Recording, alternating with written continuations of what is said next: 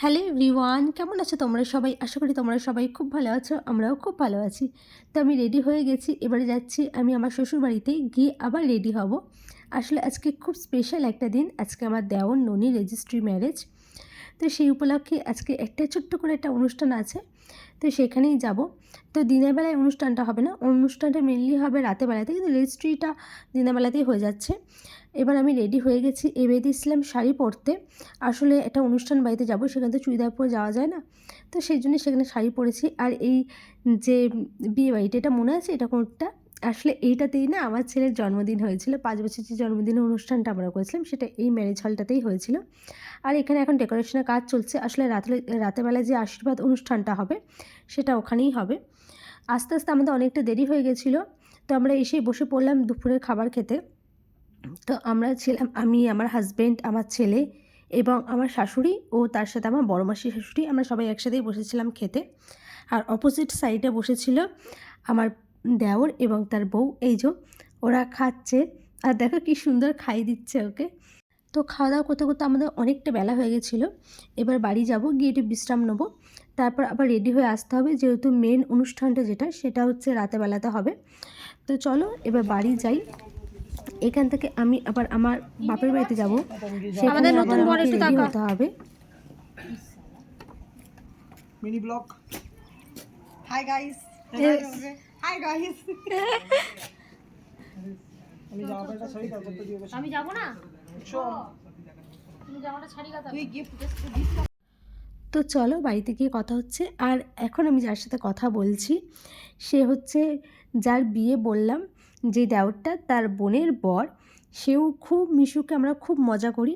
আর বাড়িতে এসে তো আমি একদম একটা সারপ্রাইজ পেয়ে গেছি, মানে হচ্ছে আমি এই স্ট্যান্ডটা অর্ডার করেছিলাম, তো সেটা আজকে ডেলিভারি হয়ে গেছে, সেটা বিকালে হয়েছে। আমার তো ভীষণ আনন্দ লাগছিল। আর স্ট্যান্ডটা ডেলিভারি হওয়ার পর আমি একটু ভিডিওগুলো দেখছিলাম, তারপর আমি রেডি হয়ে চলে এসেছি বিয়েবাড়িতে। রেডির একটা ছোট্ট মিনি ব্লগ আমি তোমাদের সাথে শেয়ার করব। আর বাইরে ছিল হচ্ছে ফুচকা স্টল, তার সাথে কফি এবং পকোড়া। তো আমি এখন কিছু খাবো না, আগে ওদের একটা কেক কাটিং সেলিব্রেশন হবে, সেটা আগে হয়ে যাক, তারপরে এসে খাবো। তো এইখানে দেখো আমার হবু যা না, এখন এটা পার্মানেন্ট যা হয়ে গেছে, এবং তার সাথে আমার দেওর রয়েছে। আর যাকে দেখো কি সুন্দর লাগছে, ওকে কিন্তু সাজিয়েছিল আমার যে ননদ সে। তো চলো এবার কেক কাটার অনুষ্ঠানটা হোক। সবাই তো ভীষণ আনন্দ করছিলাম এবং ওকে খুব লেগ ফিলিং করা হচ্ছিল। তো চলে এলাম বাইরে, আমি জাস্ট আজকে কফি খাবো, কোনো ফুচকা খাবো না। কফিটা খেয়েই আমি আবার ভেতরে গেলাম, তার কারণ হচ্ছে এখন আশীর্বাদের অনুষ্ঠান শুরু হয়েছে, এখন আশীর্বাদ হবে। তো একে একে সবাই আশীর্বাদ করছিল। এই করতে করতে অনেকটা দেরি হয়ে গেছিলো। আশীর্বাদ করা হয়েছে, তারপরে ফটো সেশন হয়েছে, প্রচুর ফটো তোলা হয়েছে, আমরাও অনেক ফটো তুলেছি। আমি ফেসবুকে অনেক ফটো আপলোডও করেছি। আর এখানে দেখো দুই নাতিকে নিয়ে তার ঠাম্মা এখন ফটো তুলছে। তো চলো এই করতে করতে অনেক রাত হয়ে গেছিলো, প্রায় 11:30 11:15 বেজে গেছিলো, 11:30 মতো বেজে গেছিলো।